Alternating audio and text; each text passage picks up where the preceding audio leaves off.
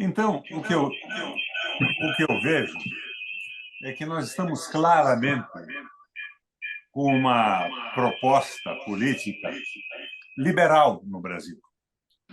Os companheiros do Haddad no Ministério dizem: nós temos que estabilizar a moeda através da participação das multinacionais.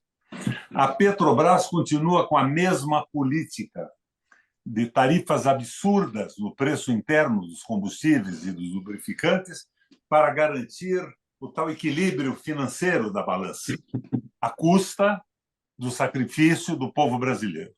E aqui no Paraná, Dirceu, foi o governo federal que apoiou a privatização da nossa companhia de energia elétrica. Em determinado momento, o BNDES disse: nós não vamos nos deter nisso. Por que o BNDES disse isso?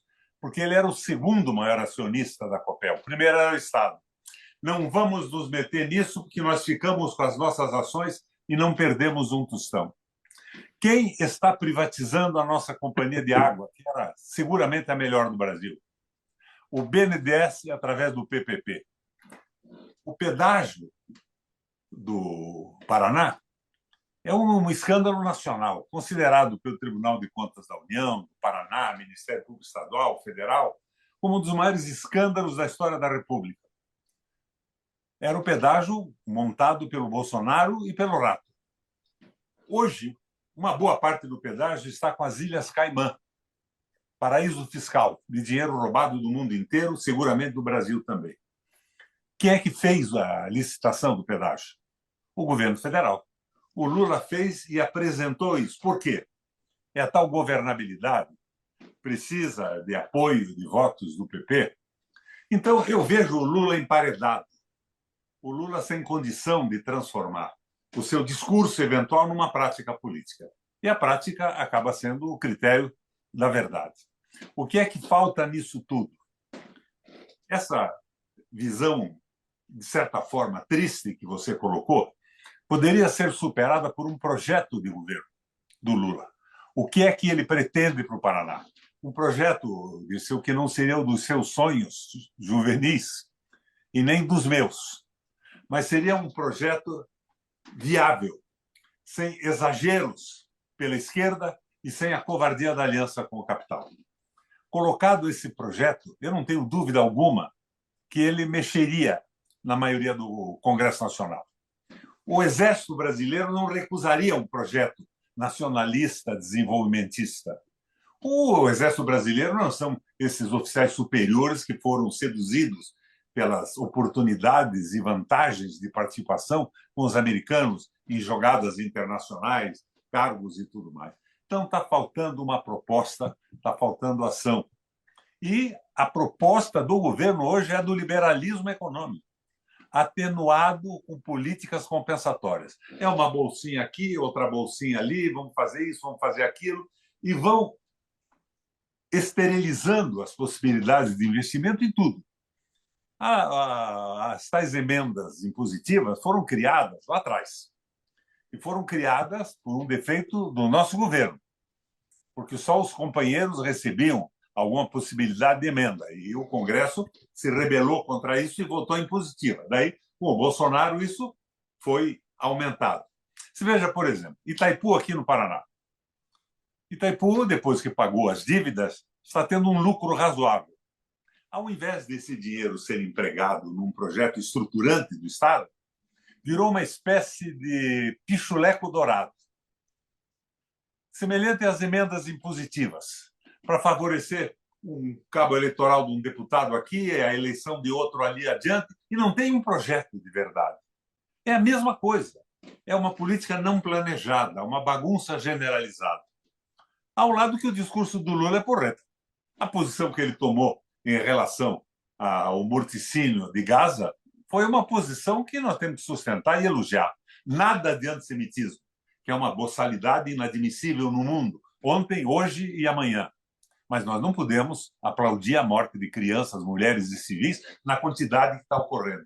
Então, o Lula tem tomado algumas posições interessantes, mas nós estamos rigorosamente sem proposta.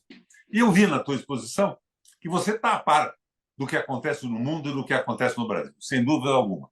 Sempre esteve e está ainda. mas vi um certo desânimo. Está faltando a tua força juvenil nas proposições. Vamos esperar que aconteça por 12 anos, 14 anos.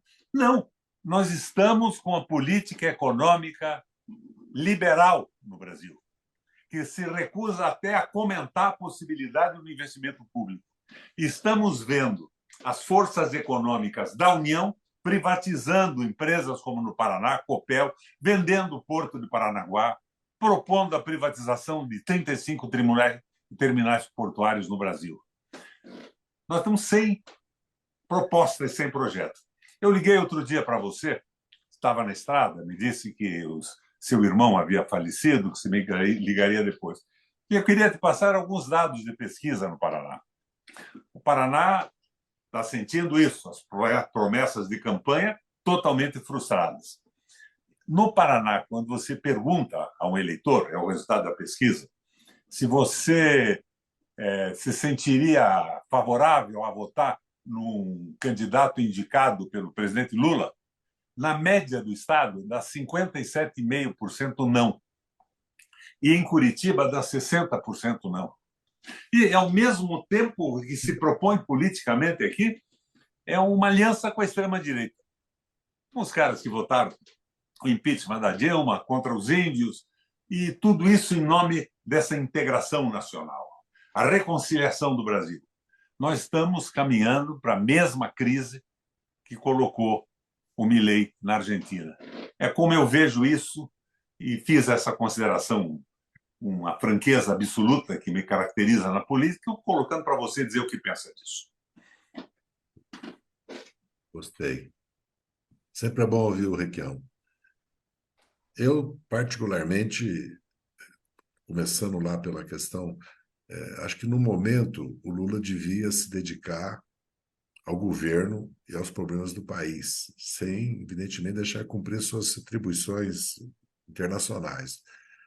Quando deu a crise em Roraima e ele se deu conta e anunciaram a nova Indústria Brasil, que havia uma descoordenação, porque ele e o Haddad não estavam informados dessa nova Indústria Brasil. Então, não sei se ele vai tomar alguma medida, se ele vai tomar alguma providência com relação a isso.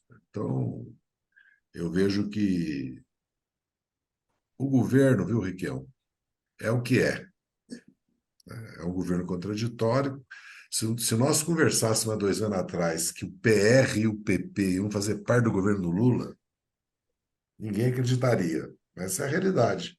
Nós estamos num governo que não é de centro-esquerda, é um governo de centro-direita com a participação da esquerda. Então, as limitações são essas. O que é consequência disso e o que é falta de um projeto, eu concordo com você e discuti muito isso com membros do governo, não com o Lula pessoalmente, que era necessário apresentar para o país, e a ideia não era essa nova indústria Brasil, mas era aproveitar essa questão da transição energética, ambiental, tudo isso, e apresentar para o país, dentro de um projeto de desenvolvimento nacional, a questão da transição verde energética. Não foi isso que aconteceu, o que mostra uma descoordenação, a falta de centro no governo. Eu não tenho dúvida que nós precisamos de apresentar para o país, certo, os nossos objetivos, né? O que nós queremos fazer com o Brasil de uma maneira clara, que o Lula devia fazê-lo, porque é ele que tem que fazer, ele que lidera, ele que tem o apoio popular. Eu não discordo de você. Quando eu exponho a realidade, certo? Porque, na verdade, Riquelme, qual é o papel que nós temos hoje, Riquelme? Vamos falar de nós dois. É Você, esse que eu estou exercendo aqui agora. então, você que governou o Estado, foi senador da República, foi prefeito, liderança política do MDB, né, que nós sempre defendemos. Eu que foi pouca coisa, né? Eu dirigi o PT praticamente como secretário-geral e presidente, quase 12 anos, né? E fui o chefe da Casa Civil do governo. É verdade que eu fiquei esse interregno de 20 anos aí, nessa situação que eu estou até hoje ainda, com 2 condenações, Estou solto porque tem a decisão do Supremo, que, em segunda instância, não leva à prisão mais. Então, a gente precisa se encontrar também. O meu problema hoje é o seguinte: aonde é que eu posso ajudar mais o governo e o partido? Eu vejo que é escrevendo e falando, né? Porque eu não sou convocado nem para o governo, que eu não posso, nem para o partido, que eu poderia, né? Mas nem sei se é o caso, porque eu estou para fazer 80 anos, já fui tudo no PT. Então, eu não tenho discordância de você com relação ao que o ideal e o certo era nós ter uma disputa política, inclusive ideológica, e um programa claro sobre o que nós queremos com o Brasil. É o que eu procuro falar. Quando eu falo em 12 anos, é que eu estou falando, nós precisamos realizar umas mudanças no Brasil que exigem um governo mais longo, porque em 4 anos é impossível fazer isso. É só nesse sentido, não é no sentido que eu tenho certeza que nós temos força política no país para fazê-lo, entendeu? Agora, alguém precisa liderar. Se o Lula não lidera, entendeu? Fica difícil convencê-lo de que precisa ser feito isso. Esse é o desafio, porque o PT vai passar por um processo de disputa e em 2025 vai mudar a direção, vai mudar, o partido vai mudar, porque está maduro isso dentro do PT já. E o Lula está estimulando isso, que é uma expectativa que eu tenho, que eu vou me empenhar nisso, né? Eu vou procurar que isso seja realidade. Essas questões que você levanta do BNDES, mas ao mesmo tempo o BNDES está procurando voltar a ser um banco que possa financiar o desenvolvimento do país na direção que você defende. O BNDES, é verdade essas contradições, o BNDES se calou ou consentiu, apesar dele ter um voto importante nessas empresas como a Copel e outras, ele não jogou, não há uma disputa política pública sobre isso por parte do governo. O governo fala, sou contra a privatização da Copel, né? Eu sou contra isso. E o governo optou realmente pelas concessões e pelas PPI. Isso aí é uma realidade que nós estamos enfrentando, né? Agora, se você levar em consideração que no fundo é o BNDES que financia, porque eu falo para as pessoas, tudo bem, nós estamos privatizando o saneamento porque não temos capacidade de PPX, o que não é verdade, porque a Sabesp tem, a Sanepar tem, várias têm. E depois nós emprestamos dinheiro do BNDES para essas empresas, eles nem vão pegar esse dinheiro no mercado privado, nem no mercado internacional, eles vêm pedir para nós, para o BNDES. Qual o sentido de fazer isso? Questão de gestão, capacidade de gestão, capacidade...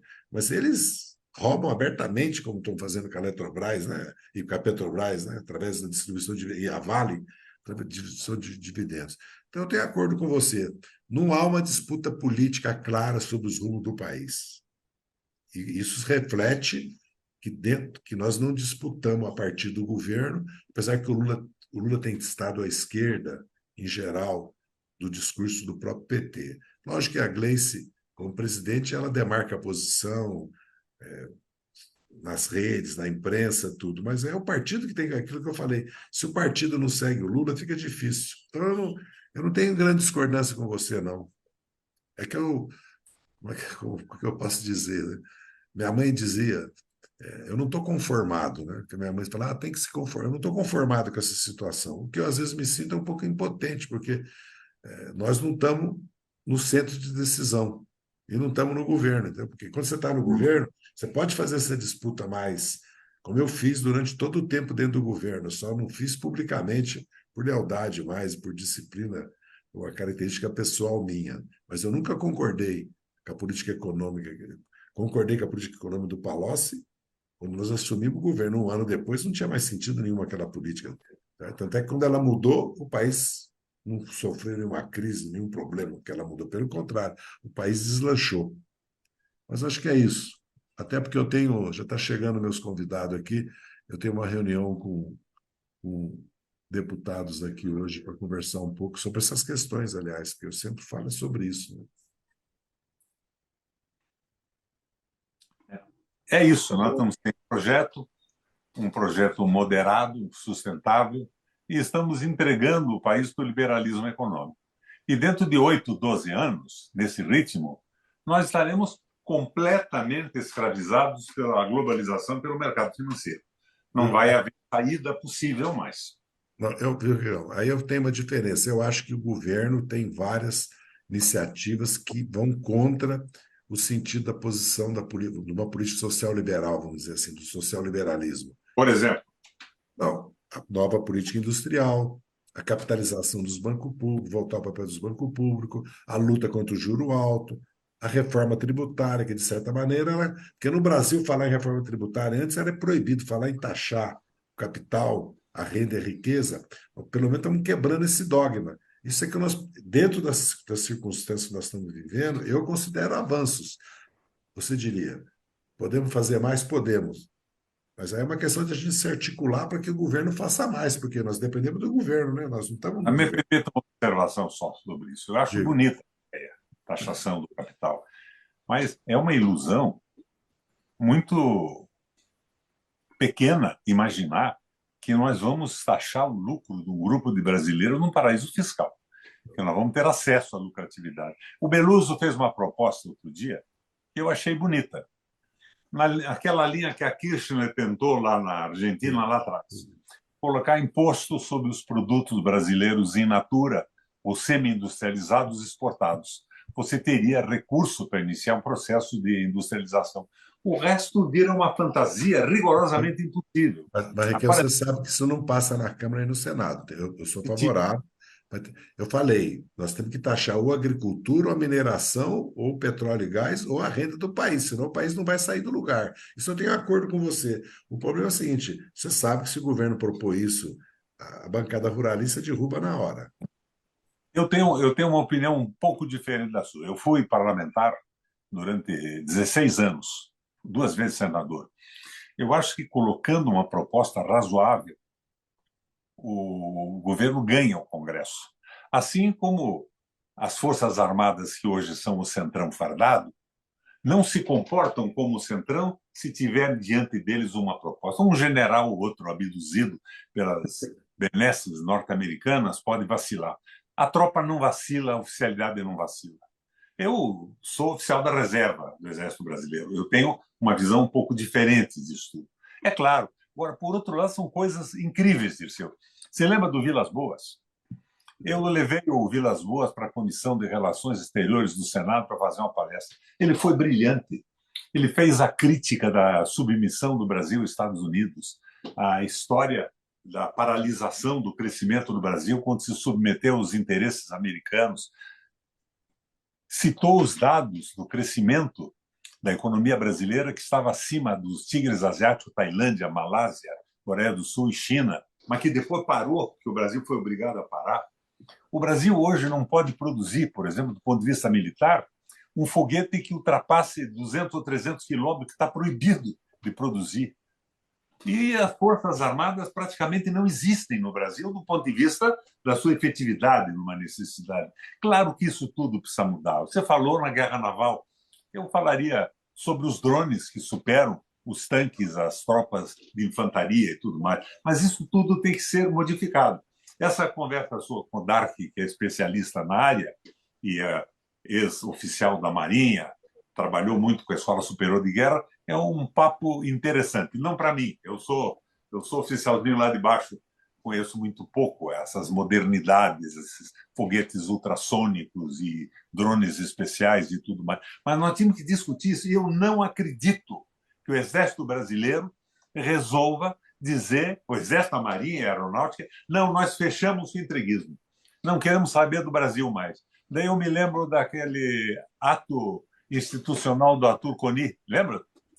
Do Coni no Diário de Notícias, em que ele baixava um ato constitucional que incorporava o Exército Brasileiro às Forças Armadas norte-americanas e um oficial-general seria incorporado como capitão, um tenente-coronel como sargento, aquela gozação e a desmoralização absoluta. O nosso Exército, os oficiais do Liceu são como eu e você. Eles podem ser oficiais do Exército, eles podem ter a visão corporativa, fardada, mas eles têm um cunhado, um primo, um irmão que vive na economia brasileira. Eles têm condição de entender o que está acontecendo. Agora, nós não temos proposta. Quem é que pode fazer proposta? Você? Eu? Não. O Lula pode fazer proposta, porque foi ele que nós elegemos presidente da República. E o Lula está amarrado no governo. está emparedado no governo. E fica essa propaganda mentirosa. A Petrobras não tem mais a paridade internacional de preço, está acima da paridade internacional.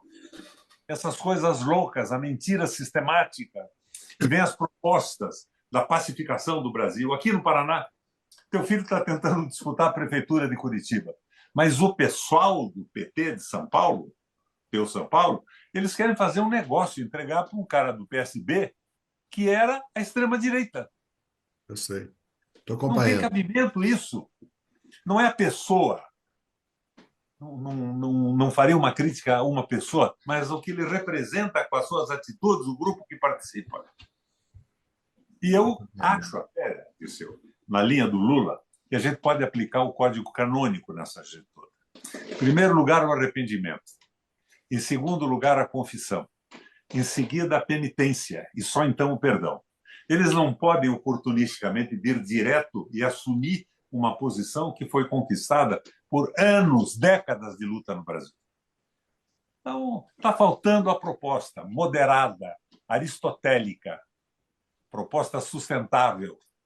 Proposta que não seja sustentável não serve. Não é o que a gente sonha ou sonhou na vida inteira, mas uma proposta de mudança. E na linha, eu tenho insistido, do Guerreiro Ramos, abrindo a possibilidade de que essa discussão vá fazendo, no processo eleitoral, o Brasil, alavancado pela consciência popular, avançar. É isso que nós estamos sentindo, uma falta brutal.